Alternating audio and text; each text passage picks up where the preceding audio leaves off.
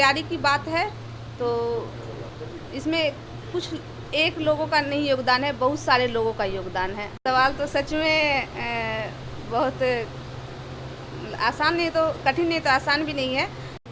बिहार लोक सेवा आयोग का 64वीं का अंतिम परिणाम 6 जून 2021 को देर शाम को घोषित कर दिया गया, रविवार को। हम सब जानते हैं कि अभी महिलाएं जो हैं वो पुरुषों के साथ साथ हर कदम से कदम मिलाकर हर क्षेत्र में काम कर रही हैं, चाहे सामाजिक रूप से, चाहे शासन हो या प्रशासन हो, हर क्षेत्र में वो काम कर रही हैं। तो इसी कड़ी में हमारे मोकामा की बहू कहें या बेटी कहें, क्योंकि बहू किसी की बेटी हो सकती है और किसी की बेटी किसी की बहू हो सकती है। क्योंकि अगर आप बहू को बेटी जैसा प्यार देंगे तो वो आपकी बेटी बन जाएगी। तो इसी कड़ी में मोकामा की बहू कहें या बेटी कहें, संगीता कुमारी जी का चयन पंचायती राज्य के अधिकारी के रूप में हुआ है।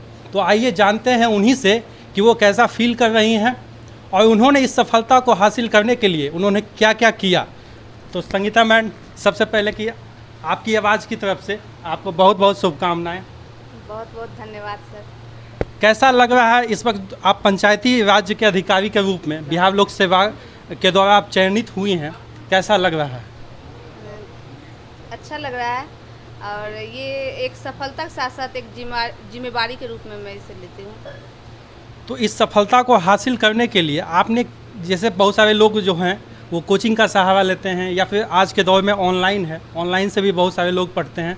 तो आपने, चूँकि 1-2 साल से तो लॉकडाउन की स्थिति थी, तो आपने इन सब चीज़ों को देखते हुए कैसे अपनी तैयारी की? ये तैयारी, जहाँ तक कि तैयारी कुछ दिनों की नहीं होती है, महीनों की, ये निरंतर एक प्रयास होता है और मैं पिछले 5 सालों से इसमें लगी हुई थी। यह मेरा तीसरा प्रयास है। और जहाँ तक लॉकडाउन की बात है, लॉकडाउन मेरे लिए एक तरह से बेनिफिट भी कर गया, क्योंकि मैं इस बीच अपना इंटरव्यू पे बहुत अच्छे से फोकस कर पाई। क्योंकि मैं एक शिक्षिका भी हूँ, तो शिक्षिका के तौर पर भी मैं कार्य कर रही थी और इस बीच जो बाकी का मेरा समय था उसके दौरान मैं तैयारी कर रही थी। और जहाँ तक इंस्टीट्यूट की बात है, तो कुछ इंस्टीट्यूट से मैं जुड़ी थी, लेकिन मुझे अल्टीमेटली लगा कि नहीं, ये तैयारी सेल्फ स्टडी से ही होगी। और मटेरियल तो वेबसाइट्स वगैरह पर इंटरनेट पे बहुत मौजूद ही थे, तो ऑनलाइन स्टडी और स्वाध्याय के दम पे मैं आगे बढ़ पाई। आप एक हाउसवाइफ कहें, क्योंकि हाउसवाइफ हम देने से नहीं होता, क्योंकि उनके पीछे बहुत सारी जिम्मेदारियां होती हैं। कभी आप एक माँ के रूप में होती हैं, कभी आप एक पत्नी के रूप में होती हैं, सामाजिक बंधन होता है, पारिवारिक बंधन होता है। उन सब चीज़ों को देखने के बाद आपने कैसे सफलता हासिल किया? क्योंकि टाइम मैनेजमेंट बहुत बड़ा इसमें होता है कि आप टाइम को कैसे मैनेज कर रहे हैं। आपको बेस्ट अपने परिवार के लिए भी देना है, आपको बेस्ट अपने प्रतियोगिता परीक्षाओं के लिए भी देना है, और उसके बावजूद आप एक शिक्षिका रही हैं। तो इन सबों के बीच आपने टाइम को कैसे मैनेज किया?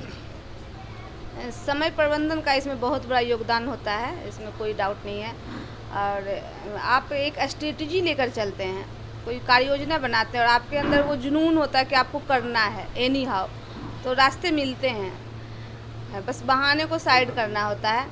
और ये मेरा सपना शुरू से था। शिक्षिका के तौर पर जब मैं चयनित हुई थी, तो ये मेरे लिए एक प्लेटफॉर्म मुझे मिला कि मैं अपने परिवार को एक आर्थिक रूप से भी हेल्प कर सकूं और अपने पढ़ाई को भी निरंतर जारी रख सकूं।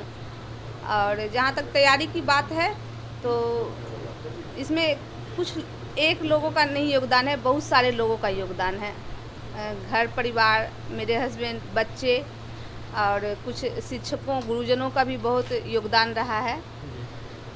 तो आपका जो योगदान होता है वह उसके पीछे बहुत सारे लोगों का मतलब उसमें भूमिका होती है, और फिर ये सफलता उनकी भी, वो भी इसके हकदार हैं इस सफलता के। बिल्कुल, क्योंकि आपको हमेशा पारिवारिक सपोर्ट होना ज़रूरी है।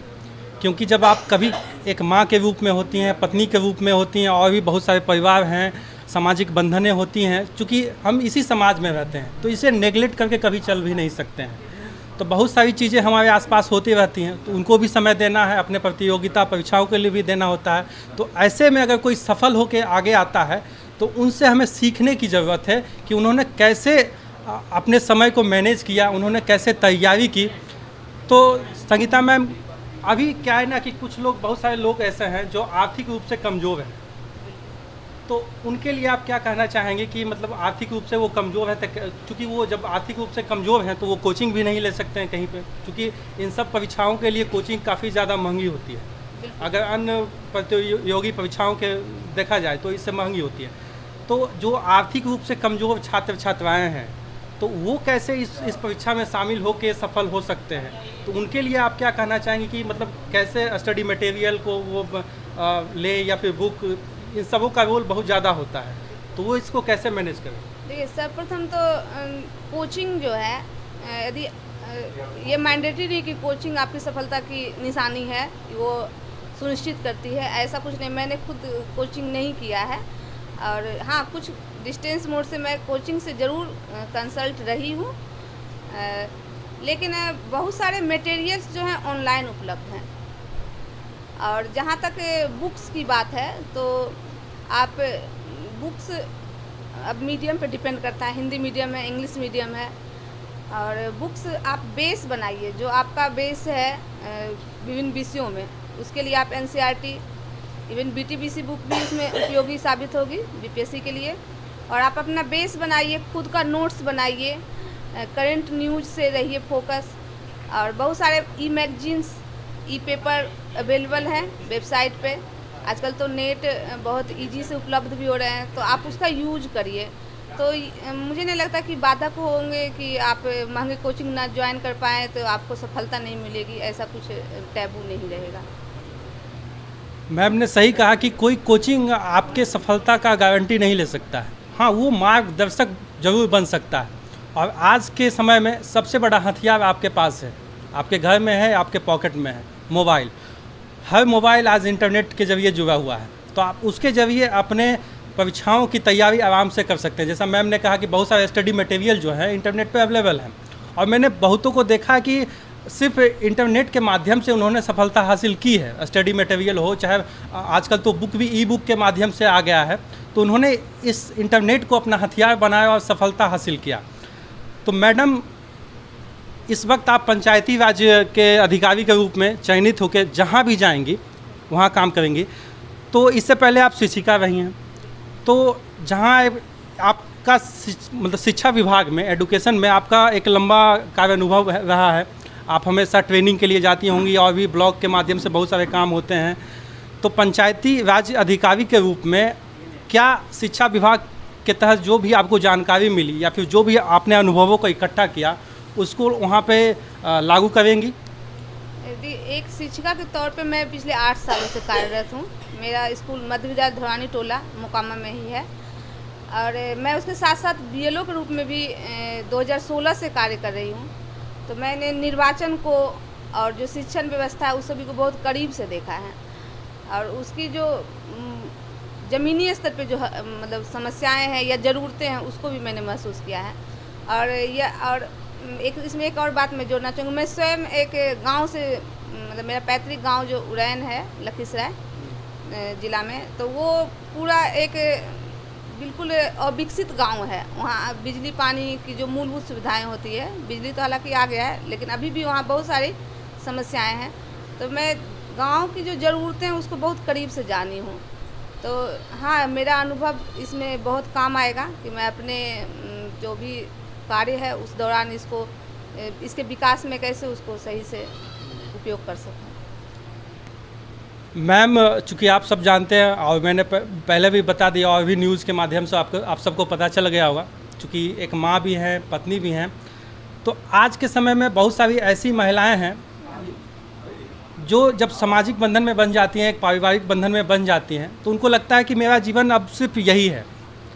तो उन लोगों को आप क्या कहना चाहेंगी? आपने सफलता हासिल किया, तो उन जो भी महिलाएं ऐसी हैं जो आगे बढ़ना चाहती हैं, उनमें पोटेंशियल है कि वो कुछ करेंगी जैसा आपने किया, लेकिन वो एक उनके मन में कहीं ना कहीं होता है कि हम पारिवारिक बंधन में है, अब मेरा संसार यही है। तो उन सब चीज़ों को, जो उनके बाधाएं आती हैं, पारिवारिक बाधाएं या फिर सामाजिक बाधाएं, तो उनको दूर करके वो कैसे आगे बढ़ें? देखिए, सबसे बड़ी बात है, आप बंधन की जो बात कर रहे हैं, ये बंधन नहीं होते हैं। बंधन हम मानते हैं, बंधन नहीं जिम्मेदारी है। आप यदि वैवाहिक जीवन में आते हैं या माँ बनते हैं तो आपकी वो जिम्मेदारी होती है। पहली प्रायोरिटी तो वही होती है कि आप उसको सही से बैलेंस करें, वो वहाँ ड्यूटी फुलफिल करें। और रही बात सपने, सपने कभी नहीं मरते हैं। और आपको यदि कुछ अलग हट के करना है तो वो एफर्ट करना होगा, अलग से मतलब दोहरी भूमिका या दोहरी चुनौतियों के लिए तैयार होना होगा। जब एक आप जैसे बार बार बोल रहे हैं कि एक हाउसवाइफ हैं, होम मेकर, टीचर, तो जब यदि मैं या कोई भी ये ठानता है कि मैं सिविल सेवा में जाऊंगा या जाऊंगी, तो वहाँ की जो भूमिका होती है, वहाँ की जो ज़रूरतें वो बहुआयामी होती है। वो किसी एक वहाँ पर समस्या या ज़रूरतें नहीं होती हैं। तो क्या आप वहाँ पर एक इंडिविजुअल आप प्रॉब्लम का सॉल्यूशन करेंगे? नहीं करेंगे। आप तो पूरे मास लेवल पर देखेंगे। तो जब आप अपने ही घर की ज़रूरतों को फुलफ़िल नहीं कर रहे हैं, आप अपने सपनों को और घर की ज़रूरतों को बैलेंस करके नहीं कर पा रहे, तो फिर प्रशासक जैसी चुनौतियों को कैसे आप टैकल कर पाएंगे? तो मुझे लगता है कि एक जिम्मेवारी है, और आप यदि कुछ करना चाहते तो आपको जिम्मेवारी लेने के लिए हमेशा तैयार रहना होगा। बिल्कुल सही कहा आपने कि बंधन नहीं है, जिम्मेदारी है। मैम ने जो भी कहा बिल्कुल सही कहा। चूँकि मेरा पूछना फ़र्ज था इसलिए मैंने पूछा। होता क्या है कि आप किसी भी चीज़ को बंधन के रूप में ले लेंगे तो वो आपको बांधता चला जाएगा। अगर जिम्मेदारी के रूप में लेंगे तो आप उसे हमेशा निभाने की कोशिश करेंगे, जो मैम ने किया। अब मैम से ये जानना चाहूँगा कि अब तो आपकी जिम्मेदारी बहुत बढ़ गई है, चूँकि एक पारिवारिक जिम्मेदारी भी है, और जहाँ भी आप जाएंगी, जहाँ भी आपका पोस्टिंग होगा, वहाँ का भी जिम्मेदारी होगा आपके, क्योंकि वहाँ पर भी आपको बेस्ट देना है और अपने परिवार को भी बेस्ट देना है। तो अब तो जिम्मेदारी आपके ऊपर ज़्यादा बढ़ गई है, तो ऐसे में आप टाइम और परिवार को कैसे मैनेज करेंगे? ये सवाल तो सच में बहुत आसान नहीं, तो कठिन नहीं, तो आसान भी नहीं है।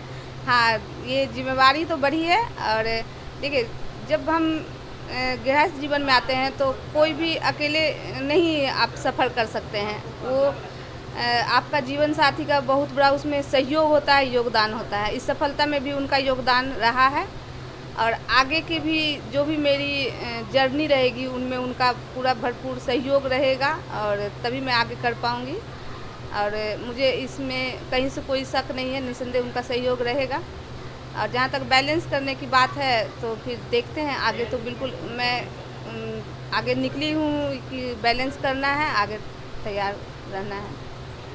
मैंने सुना है कि आप कुछ समय के बाद बच्चों के लिए, छात्र छात्राओं के लिए कुछ कोचिंग की व्यवस्था करने वाली है, जहाँ पे बच्चे आके अपनी प्रतियोगिता परीक्षाओं के लिए वहाँ पे पढ़ाई कर सके और आप उनका मार्गदर्शन करेंगी।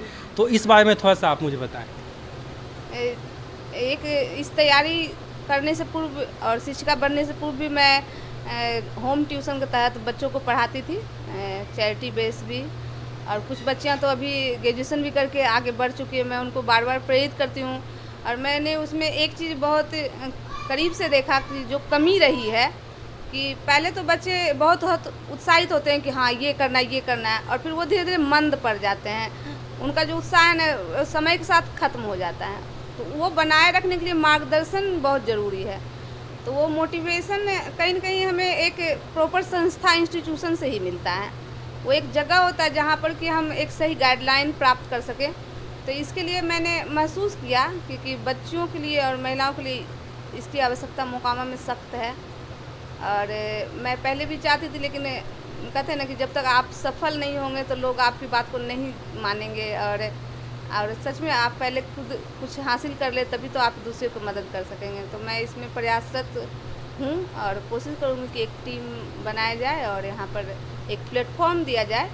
जो बच्चियाँ करना चाहती हैं और जो महिलाएं करना चाहते हैं वो आगे आएंगे। मैम ने कहा कि वो ग्रामीण से जुड़ी हुई हैं, गांव से जुड़ी हुई हैं, चूँकि उनका मतलब पालन पोषण गांव में हुआ, तो गांव की समस्याओं को वो जानती हैं, भली भांति जानती है, और उनको दूर करने की वो कोशिश करेंगी। ऐसे में जब आपका चयन पंचायती राज अधिकारी के रूप में होता है, तो वो कौन ऐसी चीज़ें हैं, मुख्य चीज़ें, जिसे आप जाकर वहाँ पे उन चीज़ों पे फोकस करेंगी गांव में जाकर, ताकि वहाँ के लोगों का जीवन स्तर सुधरे? बहुत सारी ऐसी चीज़ें होती हैं आजकल। देखें कि चूँकि सरकार जो भी चीज़ें लागू करती है, ग्रास रूट पे आते आते, चूँकि गांव हमारा ग्रामीण भारत जो है वो गांव का देश है, ऐसा तो हम कहते हैं, लेकिन आज सभी चीज़ें गांव तक पहुंच रही, इंटरनेट पहुंच रहा है। लेकिन कहीं ना कहीं ऐसे इलाके भी हैं जो अभी भी पिछड़े हैं और जो अभी भी वहाँ पे मूलभूत सुविधाओं की कमी है। तो ऐसे में मैम जब आप कहीं भी जाएंगी तो वहाँ पे किन किन चीज़ों को आप प्राथमिकता देंगी ताकि वहाँ के लोगों का जीवन स्तर सुधरे, वहाँ के लोग आगे आएँ, वहाँ के बच्चे जो हैं पढ़ाई के क्षेत्र में आगे जाएँ, वहाँ के लोगों के जीवन में परिवर्तन आए? बिल्कुल, गांव भारत गांव का देश है और जहाँ तक मेरी जो ड्यूटी रहेगी वो गांव को ही सशक्त करने की रहेगी।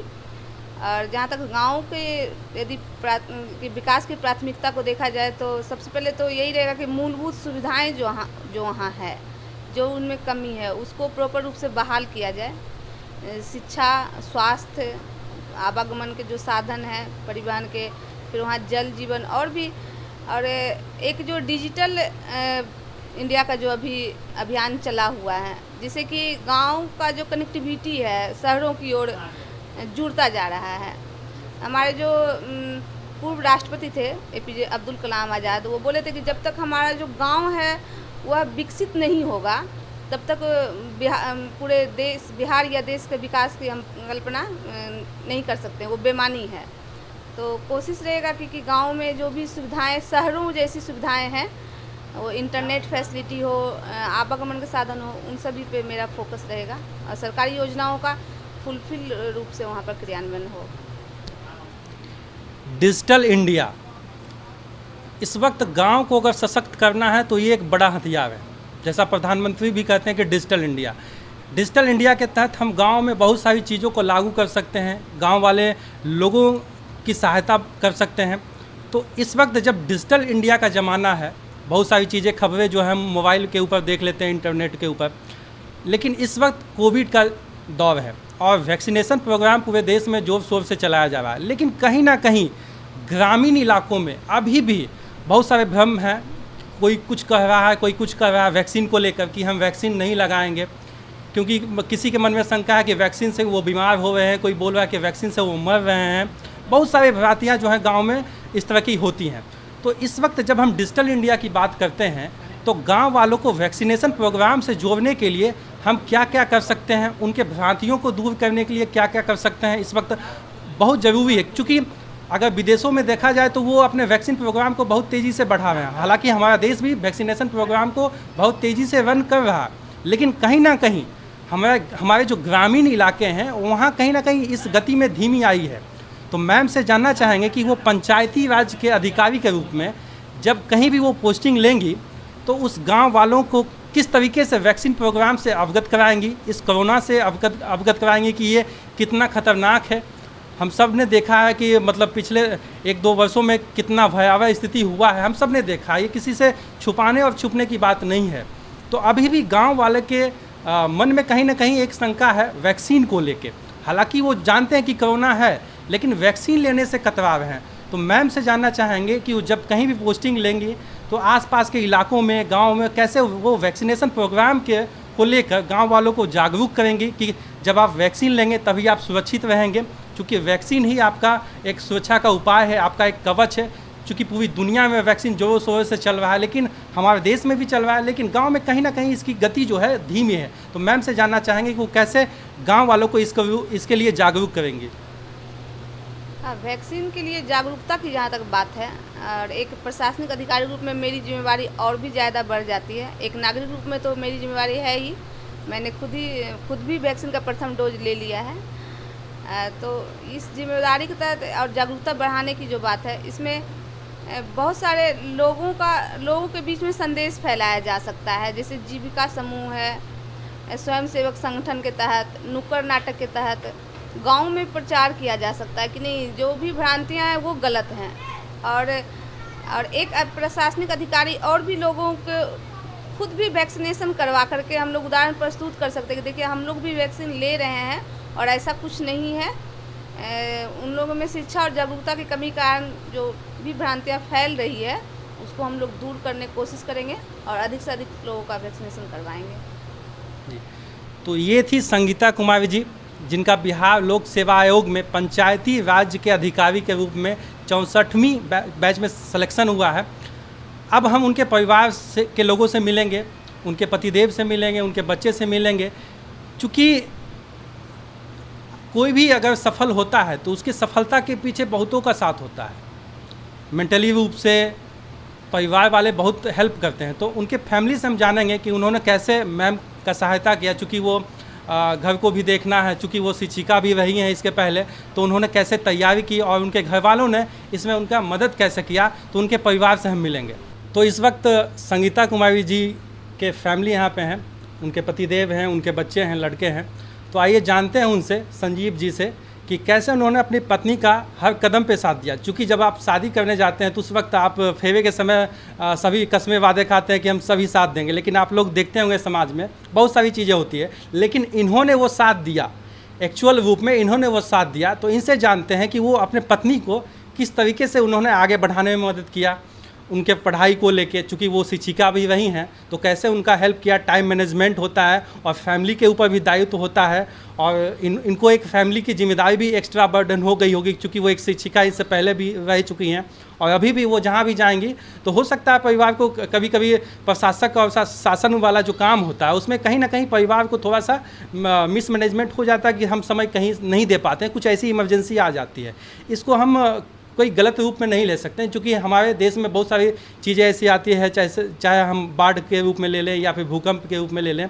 और जब इनका पोस्टिंग जो है पंचायती राज के रूप में हो रहा है, कहीं पे भी जाएंगे तो जिम्मेदारियां और भी ज़्यादा है, क्योंकि ग्रास रूट पे भारत में काम करने की आवश्यकता इस वक्त बहुत ही ज़रूरी है। तो आइए हम जानते हैं उनके पति संजीव जी से, उन्होंने कैसे अपनी पत्नी का साथ दिया। तो आप बताइए कि मैम का आपने साथ कैसे दिया, उनके पढ़ाई में, उनके घर में कैसा उनका हाथ बटाया, ताकि वो अपने पढ़ाई को, प्रतियोगिता जो परीक्षाएं हैं उन्होंने अपना जो भी किया बेस्ट दिया और आज सफल हुई हैं। जी बहुत बढ़िया किया है, अपना बेस्ट दिया है सर। अब कोचिंग करते हुए, ये टीचिंग करते हुए इतना आगे बढ़ी है। जहाँ तक जो सक्षम हो, जो संभव हो, इनको हम हेल्प करते थे। हाँ, टीचर रहते हुए इनको ब्लॉक जाना था, नगर परिषद जाना था, तो साथ जाके कराते थे, फिर आते थे, उसके बाद फिर दुकानदारी करते थे। जी जी। अब मैम के ऊपर जिम्मेदारियां तो बढ़ी हैं, चूँकि उनको एक प्रशासक वाला जो काम है, चूँकि गांव में जो काम वो करेंगे, ग्रास रूट पे जो काम करेंगे, उसमें बहुत सारी चीज़ें होती है। अब कहीं ना कहीं मैम के ऊपर तो दायित्व बढ़ा है, जिम्मेदारियां बढ़ी हैं। जैसा मैम ने कहा था कि बंधन नहीं जिम्मेदारी है, और उसी बात को आप लेके चलिए, कोई भी बंधन नहीं होता है, जिम्मेदारी होता है। तो अब आपके ऊपर भी जिम्मेदारियां काफ़ी बढ़ गई है फैमिली को लेके, तो उसको आप कैसे देखेंगे? आपके बच्चे भी हैं, उनकी पढ़ाई है, घर भी है, तो उनको आप कैसे देखेंगे? जी सर, जो उचित रहे, जो दोनों का रास्ता हो, सही हो, वही होना चाहिए। आइए अपना भरसक प्रयास करें अपने कार्य क्षेत्र में बेस्ट देने के लिए। हाँ हाँ, बहुत ज़्यादा जितना सक्षम हो करें। इन्होंने कहा कि हम हर वक्त उनका साथ देंगे, जैसे अभी तक उन्होंने दिया, आगे भी परिवार को भी समय देंगे, आगे भी उनका साथ निभाएंगे। इस वक्त उनके लड़के जो हैं हमारे साथ मौजूद हैं, उनसे बात करेंगे कि उनकी मम्मी का सिलेक्शन जो हुआ है पंचायती राज अधिकारी के रूप में, तो वो इस वक्त कैसा फील कर रहे हैं और क्या वो उनसे सीख रहे हैं कि उनको आगे भी कुछ करना है। तो आपका नाम क्या हुआ? मेरा नाम प्रिंस वर्मा है। तो प्रिंस, आपके मम्मी का सिलेक्शन पंचायती राज अधिकारी के रूप में हुआ है। आप जानते हैं कि चाहे वो बीपीएससी हो, यूपीएससी हो, जब कोई सफलता हासिल करता है तो उसके साथ बहुत सारी जिम्मेदारियां बढ़ जाती हैं। तो ऐसे में कहीं ना कहीं हो सकता है कि मम्मी आपको थोड़ा सा ध्यान ना दे पाएँ, ऐसा होता है, ये फैक्ट है, हम इसको छुपा नहीं सकते हैं, ये असलियत है। तो इस वक्त कहीं ना कहीं कभी कभी आपके जीवन में कहीं आपकी मम्मी की ज़रूरत पड़ेगी। जैसा लगता है कुछ भी चीज़ें होती हैं हमारे लोगों में, तो हम सबसे पहले माँ से जाके बोलते हैं, कहीं ना कहीं पिता से हम थोड़ा सा डरते हैं, ऐसा होता है। तो इस वक्त जब आपकी मम्मी के ऊपर जिम्मेदारियां बढ़ गई हैं तो आप कैसे मैनेज करेंगे? आपके ऊपर भी कहीं ना कहीं एक जिम्मेदारी है परिवार को लेके कि आपको पापा का भी साथ देना है, अपने पढ़ाई को भी आगे बढ़ाना है। आप क्या ऐसा करें कि आपकी मम्मी जो आज सफल हुई है, तो बहुत सारे आज शहर में उनकी चर्चा हो रही है, लोग उन पे गौरव कर रहे हैं, लोग उनको बधाई दे रहे हैं, तो क्या आपका भी है कि हम भी आगे चल के कुछ इसी तरीके का करेंगे? हाँ, मेरा भी एक ड्रीम है, हमको भी नीट निकालना है, आगे मेडिकल का तैयारी करना है, तो आगे करेंगे। मम्मी से इंस्पिरेशन ले रहे हैं, मम्मी मम्मी को भी बहुत प्रॉब्लम हुआ था, लेकिन हमको प्रॉब्लम नहीं हो रहा है, तो हमको अच्छे से करना है। बिल्कुल, ये अपनी मम्मी से इंस्पायर होंगे, उनसे कुछ सीखेंगे और सीखना भी चाहिए। हम दूसरों से सीखते हैं। जब किसी गांव में एक व्यक्ति सफल हो जाता है तो उसको आइकॉन बना के हम सीखते हैं, लेकिन आइकॉन तो आपके घर में है, आपकी मम्मी। चूँकि उन्होंने सब चीज़ मैनेज करते हुए, सब चीज़ों को देखते हुए, परिवार को देखते हुए सफलता उन्होंने हासिल किया, तो आप भी सफल होंगे, जिस भी क्षेत्र में जाएंगे सफल होंगे। इस वक्त मौजूद हैं उनके वार्ड के वार्ड पार्षद जी, तो उनसे जानना हम चाहेंगे कि उनके वार्ड से एक अधिकारी बनी है तो उनको कैसा फील हो रहा है, उनको कैसा महसूस हो रहा है। गांव वाले ज़रूर, बेशक इसमें कोई नहीं है कि गांव वाले गौरवान्वित महसूस कर रहे हैं और बधाइयों का तांता लग रहा है। तो मैम से जानना चाहेंगे कि वो इस वार्ड की पार्षद हैं, तो जब पंचायती राज के अधिकारी के रूप में उनके वार्ड से एक अधिकारी बनी हैं तो इसको कैसे ले रही हैं, तो उन्हीं से बात करते हैं। मैम, आपको कैसा लग रहा है? बहुत अच्छा लग रहा है और गौरव की बात है। मोकामा शंकरवा टोला वार्ड नंबर 17 से एक पंचायती राज के अधिकारी हुई हैं। हमें बहुत अच्छा लग रहा है, खुशी का ठिकाना नहीं है। सब लोग खुश हैं, बच्चे बूढ़े जितने भी आदमी हैं सब खुश हैं इनसे देखकर। जो इतना गृहिणी होकर, टीचर होकर, बाल बच्चा गृहस्थी संभाल कर, घर संभाल कर और इतना पोस्ट पर आई हैं, तो खुशी की। धन्यवाद। बिल्कुल, लेकिन एक सवाल मैम से और पूछना चाहेंगे, चूँकि ये भी वार्ड पार्षद हैं, इनके ऊपर भी जिम्मेदारी है। और सबसे बड़ी बात आप जान लीजिए, ये भी एक महिला है, तो इनको आप नेगलेक्ट नहीं कर सकते। हमारे साथ 2 ऐसी महिलाएं बैठी हुई हैं जो अपने अपने क्षेत्र में अच्छा कर रही हैं, अपना अपना बेस्ट दे रही हैं। उनका भी कहीं ना कहीं परिवार होगा, वो भी एक वार्ड पार्षद के रूप में काम कर रही हैं, परिवार के रूप में वो भी जिम्मेदारियाँ कहीं ना कहीं निभा रही होंगी।